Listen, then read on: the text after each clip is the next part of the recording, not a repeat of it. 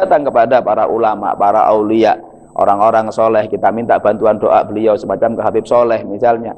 Beliau kemudian doa turun hujan, beliau kita datang kepada beliau minta supaya hujan dipindahkan, beliau doa kepada Allah dikabulkan, ya gak ada masalah. Apalagi doanya Rasul juga pernah mengajarkan Allahumma hawalaina wala alaina. Begitu.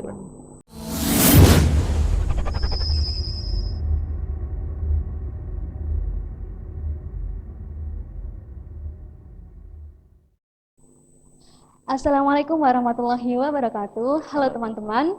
Kali ini kita bersama podcast perdana Media Muda NU dengan saya Afifah Khairunisa yang akan menemani teman-teman online semuanya dengan obrolan yang tentunya sangat bermanfaat dan sangat menarik. Tema kita apa hari ini teman-teman? Tema kita adalah tentang pawang hujan. Pawang hujan ini kan adalah tema atau pembicaraan yang sedang hangat-hangat atau sedang naik daun saat ini. Karena ada seseorang yang sedang menyarang hujan, ya, bahasanya kita itu adalah sarang hujan atau MotoGP pekan yang lalu. Lalu hubungannya bagaimana dengan hukum agama Islam, yakni agama kita? Apakah pawang hujan itu diperbolehkan? Untuk itu teman-teman, pada kali ini kita akan mengupas secara tuntas dan secara luas bagaimana keterkaitan atau hubungan hukum Islam dengan pawang hujan. Kita akan mengupas secara tuntas dengan beliau, yakni Ustadz Misbah. Kita sapa dulu beliau ya teman-teman. Assalamualaikum Ustadz. Waalaikumsalam warahmatullahi. Bagaimana kabarnya hari ini Ustadz? Alhamdulillah khair. Alhamdulillah khair. Alhamdulillah baik kabar Ustadz hari ini. Ini kita perbincangan hari ini Ustadz, yakni terkait pawang hujan yang sedang viral, yakni yang kemarin ada seseorang yang menyarang hujan di sirkuit Mandalika ketika MotoGP dilaksanakan. Menurut Ustadz pribadi ini, bagaimana tanggapan Ustadz tentang fenomena pawang hujan atau yang biasa kita sebut dengan sarang hujan oleh masyarakat? Karena kan banyak masyarakat yang mempunyai hajat-hajatan besar atau acara-acara besar itu, biasanya mereka itu memanggil tokoh yang bisa atau mempunyai keahlian untuk menyarang hujan gitu Ustadz. Okay. Bismillahirrahmanirrahim. Terkait dengan adanya pawang hujan, itu adalah sebuah fenomena tradisi kebiasaan yang sudah ada turun-temurun sejak dahulu kala. Dalam pandangan saya pribadi, pawang hujan itu ya tradisi kebiasaan yang sudah dilakukan oleh generasi-generasi sebelum kita, nenek moyang kita terdahulu. Kalau kita telusuri dari sudut pandang agama misalnya, pawang hujan itu adalah sebuah wasilah, perantara saja. Doa minta kepada Allah Subhanahu wa taala dengan harapan minta bahwa hujannya dipindahkan. Bukan ditiadakan tapi dipindah tempat. Dan itu di dalam Islam sendiri, kalau kita lihat dari sudut pandang bahwa pawang hujan itu sekedar wasilah, perantara, doa kepada Allah, maka hukumnya boleh-boleh saja. Sebagaimana dahulu Rasulullah Shallallahu Alaihi Wasallam diceritakan oleh sahabat Anas bin Malik, ketika beliau khutbah tiba-tiba ada orang Badui datang kepada beliau. Dan hadis ini diceritakan oleh Imam Bukhari di dalam kitab Sahih Bukhari. Ada seorang Badui datang kepada Rasulullah. Ya Rasul, kita banyak yang mati. Kita sangat membutuhkan air. Karena waktu itu tidak ada air sama sekali. Sehingga banyak yang kelaparan, mati, kehausan. Kemudian Rasulullah doa kepada Allah, agisna, agisna, agisna. Dalam satu riwayat, isdina. Ya Allah hujani kami, ya Allah hujani kami, ya Allah hujani kami. Agisna, ya Allah tolong kami. Maka kemudian gak lama hujan turun dengan lebatnya. Saking begitu lebatnya yang doa Rasulullah, maka 1 minggu kemudian, itu pas hari Jumat, maka orang datang lagi, orang datang kepada Rasulullah, kemudian beliau mengatakan, halakatil amwal, ya Allah, ya Rasul, harta kekayaan kita banyak yang rusak. Kenapa? Karena kebanjiran. Hujannya 1 minggu full, gak ada berhenti-berhentinya. Maka kemudian Rasulullah berdoa, Allahumma hawalaina wala alaina. Allahumma alal akam wa butunil audiyah ila akhirih. Kalau diartikan Allahumma hawalaina wala alaina, ya Allah, Allahumma ya Allah hawalaina, hujani sekitar kami, wala alaina, jangan kepada kami. Artinya hujan yang harusnya turun katakanlah di daerah A misalnya, itu kita mohon kepada Allah supaya daerah A itu tidak hujan tapi hujannya minggir. Kemudian Allahumma alal akam, ya Allah, tolong hujan itu jangan engkau turunkan di daerah kami, turunkan saja di gunung-gunung, dataran tinggi, di lembah-lembah atau tempat-tempat yang lain. Setelah doa itu kemudian benar-benar terjadi. Jadi apa yang diminta oleh Rasulullah benar-benar terjadi. Artinya Rasulullah sendiri sebagai uswah hasanah yang Allah Subhanahu wa taala mengatakan, laqad kana lakum fi Rasulillahi uswatun hasanah, beliau mencontohkan. Di dalam satu sisi Rasulullah dapat legalitas dari Allah, wa ma yantiqu anil hawa in huwa illa wahyun yuha. Rasulullah tidak berucap, tidak berkata kecuali berdasarkan dari wahyu Allah Subhanahu wa taala, bukan dari hawa nafsunya. Dari hadis ini, dan hadis ini ada dalam kitab Sahih Bukhari. Jadi orang yang tidak percaya, tidak mengakui, silakan dicek di dalam kitab Sahih Bukhari bahwa ada di sana, atau dalam kitab Bulughul Maram juga ada. Itu ada Rasulullah berdoa seperti itu. Begitu. Bahkan di dalam kitab Bulughul Maram di sini di akhir itu beliau mengatakan, Al-Imam Al-Qustulani, al-hadis wa fihi ad-du'a bi imsakiha muttafaqun alaih. Ini hadis adalah sebuah doa untuk menahan hujan. Gitu. Karena hadis itu panjang, termasuk doa yang saya baca tadi, dan itu dikatakan dalam Sahih dalam kitab Bulughul Maram muttafaqun alaih. Artinya ada dalam kitab Sahih Bukhari dan kitab Muslim. Jadi kalau kita sudut pandang dari itu sekedar doa, ya monggo, wasilah monggo, karena memang Rasulullah juga pernah berdoa, la yardul qada illa doa, tidak bisa menolak qada kecuali hanya dengan doa. Dan doa itu adalah sebuah ibadah yang dianjurkan oleh Allah. Bukankah iblis sendiri yang menjadi musuh Allah Subhanahu wa taala ketika mereka telah berhasil mengganggu, dikeluarkan dari surga oleh Allah, kemudian iblis itu mengatakan, qala anzirni ila yaumi yub'atsun. Ya Allah, tundalah penyiksaan kami sampai hari pembalasan. Apa firman Allah kepada iblis? Qala innaka minal mundarin. Sesungguhnya engkau termasuk orang-orang yang diserantekno itu ditempukan. Silahkan. Iblis saja minta kepada Allah, doa kepada Allah dikabulkan. Siapa iblis? Musuhnya Allah. Siapa iblis? Orang yang tidak beriman. Bagaimana dengan kita orang-orang yang beriman? Bukankah Allah juga berfirman, ud'uni astajib lakum, doalah kalian kepadaku, niscaya aku akan mengabulkannya. Itu sekilas tentang pawang hujan ketika kita lihat dari sudut pandang tawasul atau berdoa seperti itu. Ustadz Niki, dari penjelasan Ustadz ini saya baru tahu kalau ada cerita tentang Nabi yang menghentikan hujan atau mengalihkan hujan. Yang saya tahu itu dari dulu hanya cerita tentang Nabi yang meminta hujan atau dengan salat istisqa nih Ustadz. Ini baru dengar saya Ustadz nih. Baru hari ini dan baru kali ini teman-teman saya mendengar cerita oleh Ustadz Misbah terkait bahwasanya dulu itu Rasulullah itu pernah meminta atau pernah berdoa untuk mengalihkan hujan atau yang kita biasa sebut dengan menyarang hujan seperti itu. Yang kita tahu kan biasanya itu adalah salat istisqa ya, yang umum itu, yang umum ini sedang ada salat istisqa kayak gitu. Tidak ada salat atau doa untuk mengalihkan hujan seperti itu. Itu pembahasan yang sangat menarik Ustadz. Juga tadi itu yang harus digarisbawahi teman-teman bahwa sarang hujan ini bukan menghentikan hujan ya Ustaz, tapi mengalihkan.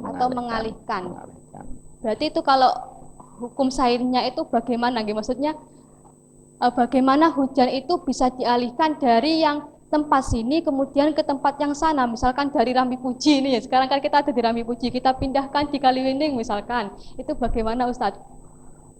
Bisa saja, secara sains misalnya sekarang sudah banyak ya alat-alat penemuan-penemuan yang bisa seperti itu. Jadi misalnya ketika di langit itu sudah mendung, gelap, dan itu sudah sangat berpotensi hujan, kemudian kita ingin mengalihkannya, kita bisa menggunakan sinar yang bisa memecah gumpalan-gumpalan mendung tadi. Dan itu sudah bisa dilakukan. Pun juga membuat hujan buatan itu juga bisa. Jadi musim kemarau yang luar biasa kita bisa bikin hujan buatan misalnya dengan menggunakan pesawat. Itu kita bisa. Itu secara sains bisa gitu. Pun juga dengan menghilangkan itu bisa dipindah misalnya ya. Dipindahkan misalnya dengan angin. Karena mendung itu adalah kumpulan dari air. Air yang ada di bumi kena sinar matahari sehingga menguap ke udara. Di udara kemudian ke atas, karena di atas itu udaranya tidak sama dengan di bumi, lebih dingin di atas sehingga kemudian membeku. Membeku menjadi gumpalan mendung itu.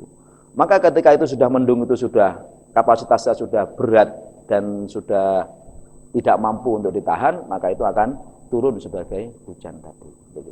Itu bisa dialihkan, bisa saja secara sains bisa. Oke, Ustadz. Kalau ini Ustadz terkait pawang hujan terkait pawang hujan yang mengalihkan hujan dari tempat A ke tempat B Ustadz. Itu bagaimana penjelasan atau penjabaran ringannya ya, kalau kita percaya kepada Tuhan, oh ini sudah kehendak Allah Subhanahu wa taala. Tapi bagaimana dengan orang-orang yang memikirkan gimana ini analoginya atau penjabaran yang jelas tentang kok bisa seseorang itu memindahkan hujan dari tempat A ke tempat B Ustaz? Analoginya begini saja, kita berpikir secara sederhana saja. Ada orang sakit, datang ke dokter, atau beli ke apotek, beli obat. Apakah obat itu bisa mengobati? Tidak. Kita ke dokter suntik. Apakah dokter itu bisa mengobati, bisa menyembuhkan? Tidak. Yang bisa menyembuhkan Allah. Berapa banyak kalau memang dokter obat itu bisa menyembuhkan penyakit, maka tidak akan pernah ada dokter sakit. Kan begitu. Kalau memang obat itu bisa menyembuhkan sebuah penyakit, maka apoteker itu tidak akan pernah kena sakit. Kan begitu harusnya. Rasionya kan begitu. Begitu. Itu hanya sekedar usaha, wasilah. Jadi kita beli obat, kita datang ke dokter berobat, itu bukan jaminan kemudian penyakit kita sembuh, bukan. Sama dengan kita doa kepada Allah, ud'uni astajib lakum, yang firman Allah, doalah kalian kepadaku, niscaya aku akan mengabulkannya.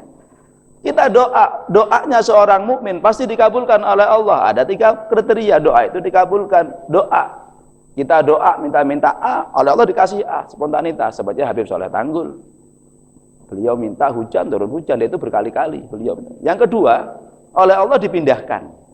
Jadi harusnya dia minta A, tapi oleh Allah diganti dengan B, yang itu menurut pandangan Allah, menurut kudrah iradahnya Allah, ini lebih manfaat. Ono wong miskin, minta, ya Allah saya minta mobil, saya minta kaya. Allah tahu kalau ini dikasih kaya, ini akan menjadi orang jahat, ini akan menjadi penduduk neraka. Allah nggak ridho, sehingga tetap dibuat miskin. Tetapi doanya itu diganti dengan yang lain, dia dibuat sehat, semangat, luar biasa. Yang ketiga, doa itu tidak dikabulkan di dunia, tapi sebagai tabungan dia di akhirat. Sehingga nanti banyak orang itu di akhirat akan terkagum-kagum, ya Allah ini doa apa? Ini pahala yang mana? Ini apa? Ini kok begitu banyaknya? Oleh Allah akan dibalas, itu adalah imbalan dari doa-doa yang dulu kamu sampaikan, yang dulu kamu panjatkan ketika kamu di dunia, dan aku belum mengabulkannya. Kemudian mereka akan mengatakan kepada Allah, ya Allah kalau memang seperti ini balasannya, lebih baik seluruh doaku dulu di dunia jangan kau kabulkan, aku minta di akhirat saja. Artinya doa itu pasti dikabulkan oleh Allah. Kita harus optimis, jangan pesimis. Yang harus digarisbawahi teman-teman, bahwa semua yang terjadi di muka bumi ini, yang terjadi dengan diri kita, itu semuanya adalah atas izin Allah. Atas izin Allah. Enggak semena-mena. Ketika kita datang ke dokter atau ketika kita pawang hujan misalkan ya, ketika kita punya acara kemudian kita memanggil pawang hujan dan kita percaya pawang hujan ini adalah pengendali hujan, itu tidak bisa seperti tidak ini. Dibenarkan. Kalau begitu tidak dibenarkan. Itu menjadi hukumnya beda lagi. Beda lagi nanti. Jadi ya maksud saya beda lagi begini.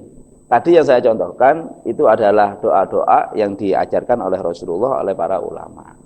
Di satu sisi doa yang dibaca oleh pawang hujan, orang-orang yang berdoa, katakanlah pawang hujan itu kan macam-macam. Maka menurut kajian fikihnya, doa ketika itu memang bersumber dari Al-Quran, dari Al-Hadis, dari para ulama, artinya juga jelas, tidak ada isyrok, mensekutukan Allah, enggak masalah. Tetapi ketika doa di dalamnya itu adalah ada sesuatu yang mensekutukan Allah, atau sesuatu kalimat-kalimat doa-doa yang kita tidak paham artinya, dan itu sangat berpotensi untuk membuat seseorang musyrik, secara hukum fikih ya haram. Sehingga ketika diidentikan oleh sebagian ulama, ya oleh sebagian ulama, rame pawang hujan hukumnya haram dengan dalil man atakahinan, ya barang siapa yang datang kepada dukun, itu dalam tanda kutip. Artinya ketika disikapi pawang hujan itu membaca doa-doa yang memang potensi untuk syirik, maka ya jelas orang yang mempercayai mereka ya bisa naudzubillah, berarti ibadahnya ditolak sama Allah, boleh jadi imannya akan tergadaikan. Tapi ketika kita datang kepada para ulama, para aulia, orang-orang soleh, kita minta bantuan doa beliau semacam ke Habib Soleh misalnya, beliau kemudian doa turun hujan, beliau kita datang kepada beliau minta supaya hujan dipindahkan, beliau doa kepada Allah dikabulkan, ya gak ada masalah. Apalagi doanya Rasul juga pernah mengajarkan Allahumma hawalaina wala alaina, gitu. Jadi dari segi doanya juga harus kita telusuri, tidak kemudian digebiah uyah, tidak bisa. Gitu. Jadi yang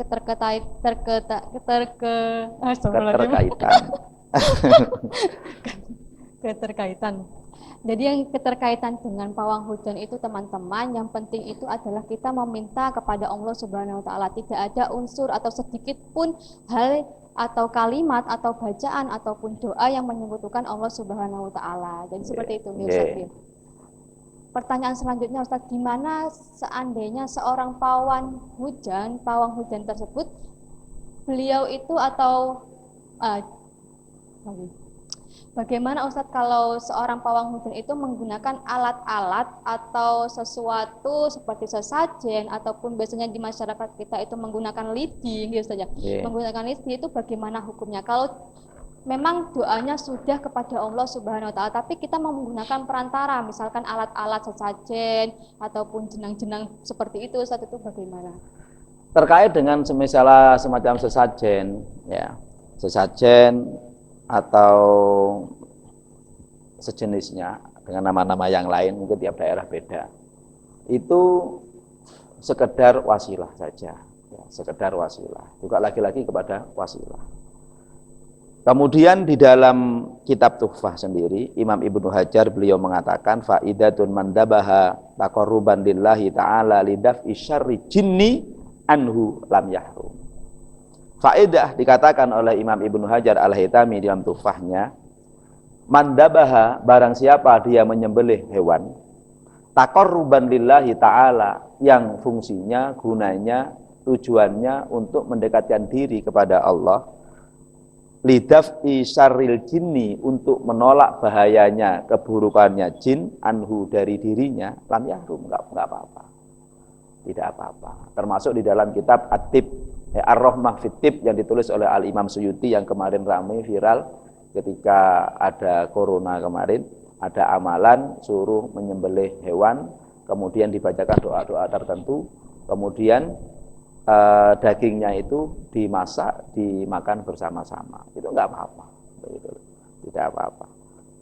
Jadi itu hanya sekedar alat wasilah saja. Kenapa kok seperti itu? Dalam hadis Bukhari Muslim lagi dikatakan bahwa seorang hamba itu mendekatkan diri kepada, tidaklah seorang hamba mendekatkan diri kepada Allah dengan amal ibadah yang fardu, yang wajib, karena itu sudah wajib, tetapi dengan ibadah-ibadah yang bin nawafil, dengan ibadah-ibadah yang sunnah. Sehingga Allah kemudian berfirman, ketika aku sudah cinta kepadanya, maka kuntu ainahu, aku akan menjadi matanya, tidak absarahu, ketika dia melihat. Aku akan menjadi tangannya ketika dia memukul. Aku akan menjadi kakinya ketika dia melangkah. Artinya apa? Artinya di sini, ketika seseorang itu dekat kepada Allah, lagi-lagi terkait dengan pawang hujan, harus kita selektif. Datangnya jangan kepada dukun, tapi datanglah kepada ulama. Datanglah kepada orang-orang yang teridentifikasi atau memiliki kriteria-kriteria orang-orang yang soleh. Begitu. Sehingga nggak salah jalur. Maka ketika apapun yang beliau ucapkan, apapun yang beliau lakukan, itu semuanya akan bersamaan dengan kudrah iradahnya Allah. Sama dengan Habib Soleh Tanggul misalnya. Ketika ada musibah yang luar biasa tatkala itu, pagebluk karena minum air, satu-satunya sumber yang ada di sebuah daerah, siapapun yang ngambil air pasti sakit, gak lama mati. Beliau hanya menulis selamat tinggal di kertas, selamat tinggal dimasukkan di dalam kolam itu, di dalam tempat air itu, siapapun yang minum kemudian sembuh. Kan sama, beliau nulis pakai kertas, ucapan selamat tinggal. Apa hubungannya selamat tinggal dengan obat? Karena yang menulis Habib Soleh, orang yang dekat kepada Allah, tadi dikatakan dalam hadis Nabi, ketika aku cinta kepadanya, aku akan menjadi pandangannya. Ketika dia aku akan menyapa, ketika dia berjalan, aku akan menjadi kakinya. Ketika dia melakukan aktivitas, aku akan menjadi tangannya. Maka apapun yang digerakkan, apapun yang terbersit oleh hati seorang yang soleh tadi, itu bersamaan dengan kudrah iradahnya Allah. Hanya selamat tinggal, semuanya sembuh, selesai. Ini yang harus kita hati-hati nih Ustaz ya, ketika kita punya acara ingin menyarang hujan atau memanggil pawang hujan itu jangan sampai kita memanggil dukun. Kita harus memanggil orang yang sudah pasti dia itu adalah orang yang solih ya Ustaz. Gitu. Kan karena kita adalah orang awam, kami ini orang awam, jadi nggak bisa seenaknya memilih pawang hujan. Takutnya dia itu yang pawang hujan itu adalah orang-orang yang bisa jadi syirik kepada Allah, misalkan menggunakan doa-doa yang kita nggak tahu bahasa Arab atau nggak tahu dengan hati kejawen-kejawen ini, Ustaz bisa jadi itu mensyirikkan Allah Subhanahu Wa Taala. Mensyirikkan Allah Subhanahu Wa Taala. Contoh lagi, misalnya dahulu para wali-wali, beliau itu Kanjeng Sunan Kalijogo itu punya rompi Ontokusumo. Ya baju rompi saja, tapi itu ada rajahnya, ada doa-doanya untuk mengimbangi rompi yang digunakan oleh Syekh Siti Jenar. Dan rompi itu sampai saat ini ada. Ya, rompinya Sunan Kalijogo itu ada, sampai sekarang ada di museumnya sana. Dan dari kejadian itu tidak ada seorang pun aulia, seorang pun ulama yang berani mensyirikkan. Nah, begitu loh. Karena memang itu sebuah wasilah saja. Jadi beliau pakai rompi itu. Kemudian kita lihat lagi para ulama-ulama dahulu di Ponorogo, ya, itu termasuk Rasulullah sendiri. Beliau juga berwasilah, begitu loh. Beliau berwasilah. Sayyidina Umar bin Khattab juga berwasilah. Artinya ketika media-media yang digunakan itu hanya sekedar wasilah, perantara saja atau litabarruk, ya nggak masalah. Imam Syafi'i juga pernah, ya, ketika ya banyaklah contoh-contoh tabaruk, seperti ada orang sakit kemudian ngambil bajunya orang yang soleh, dipakai, diperas, diambil airnya, diminum untuk pengobatan, boleh-boleh saja.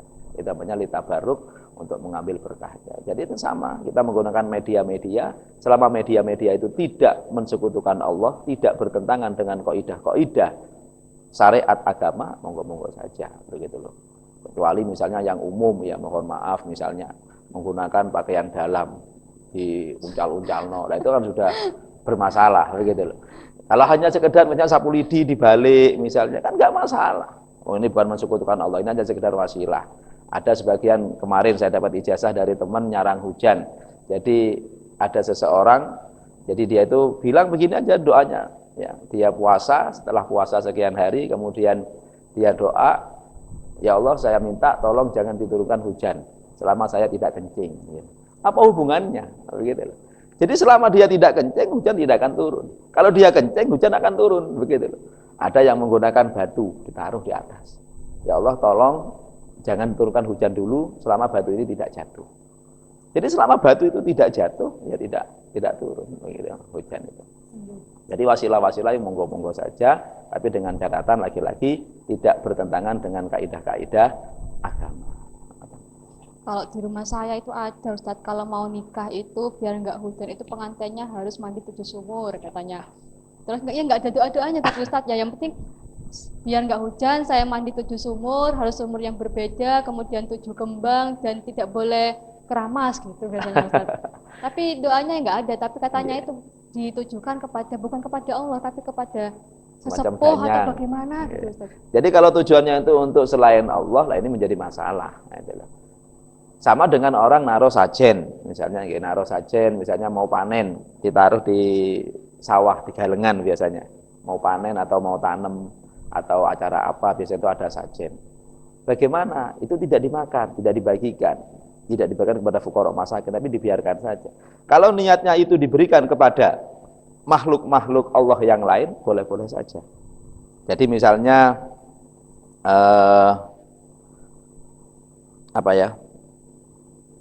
makanan ditaruh di pinggir sawah. Niatnya apa? Ya sudah, sedekah untuk manuk, untuk hewan yang memakannya. Niatnya memang seperti itu boleh. Dan Rasulullah mengatakan dalam salah satu hadisnya, segala sesuatu yang dimakan oleh dzikulli kabidin, sesuatu yang memiliki hati, artinya hidup, itulah sedekah.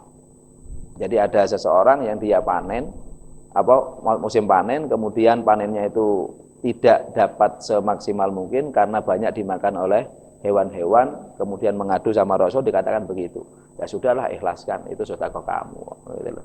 Nah, itu juga ada keterangan di dalam kitab Imam Romli mengatakan, fama waqa'a al-an, segala sesuatu yang terjadi saat ini min ramyil khamzi, dari melemparkan roti fil bahri, di lautan. Jadi kita punya roti, kita lemparkan ke lautan, atau ikan sajen misalnya kita lempar ke lautan, tujuannya litoiril ma, untuk diberikan kepada burung-burung yang ada di air. Artinya ngasih makanan hewan yang ada di air. Wasamaki, dan juga memberikan makan kepada ikan-ikan. Lam yahrum, enggak apa-apa.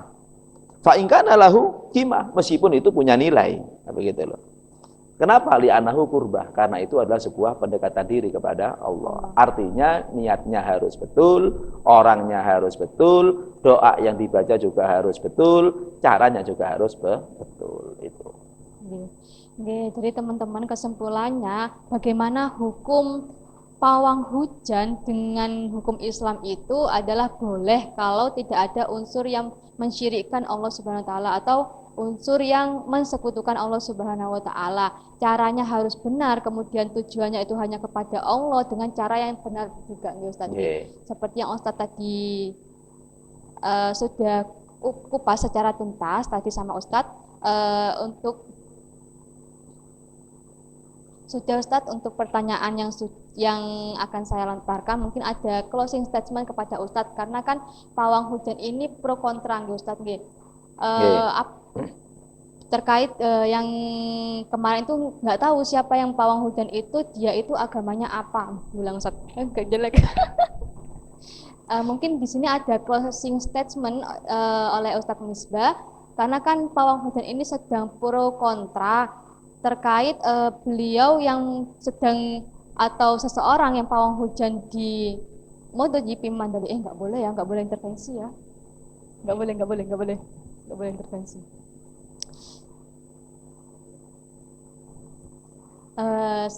Itu saja teman-teman yang bisa kami ulas secara tuntas terkait hukum agama kita dengan astagfirullahaladzim. Apunten Ustaz. Malu aku Ustaz.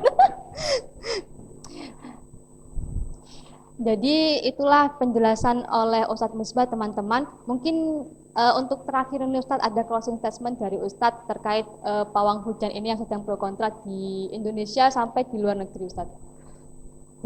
Untuk sebagai closing, yang pertama terkait dengan pawang hujan, kita jangan kemudian menilai hanya dari satu sudut pandang saja, tapi kita harus melihat dari banyak sudut pandang.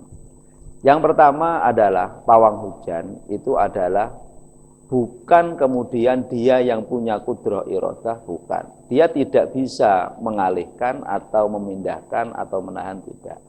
Dia hanya sekedar berdoa kepada Allah Subhanahu wa taala. An-nafi ad-dar huwallah. Yang memberikan manfaat ataupun bahaya itu harus Allah, satu.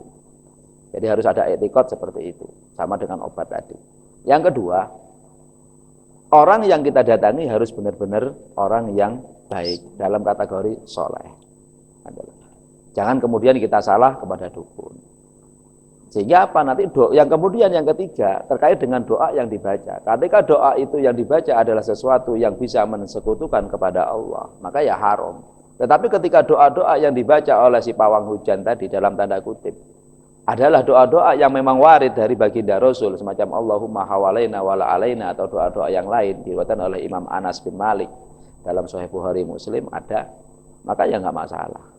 Kemudian yang keempat, caranya juga harus betul, wasilahnya juga harus betul. Jangan kemudian wasilah dengan sesuatu yang membuat murka Allah, sesuatu yang mendatangkan kepada kesyirikan, yang nggak boleh. Tapi harus dengan cara yang baik.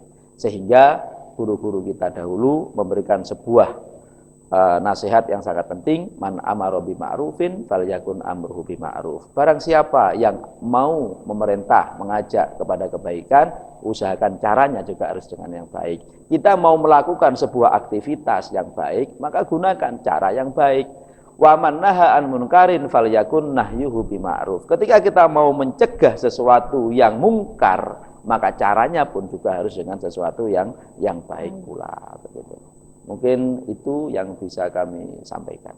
Oke, terima kasih Ustadz Misbah atas penjelasannya hari ini. Jadi teman-teman, terkait hukum pawang hujan menurut agama kita adalah diperbolehkan kalau tidak ada unsur sedikit pun yang menyekutukan Allah Subhanahu wa taala. Itu adalah intinya teman-teman. Jangan sampai teman-teman banyak ramenya atau banyak menggunjing, banyak menghina tentang terkait pawang hujan yang ada di sirkuit Mandalika pekan lalu. Jadi teman-teman harus bijak, berpikir secara bijaksana dari banyak sudut pandang terkait pawang hujan ini, bagaimana keterkaitan dengan agama kita. Gitu nggih Ustadz.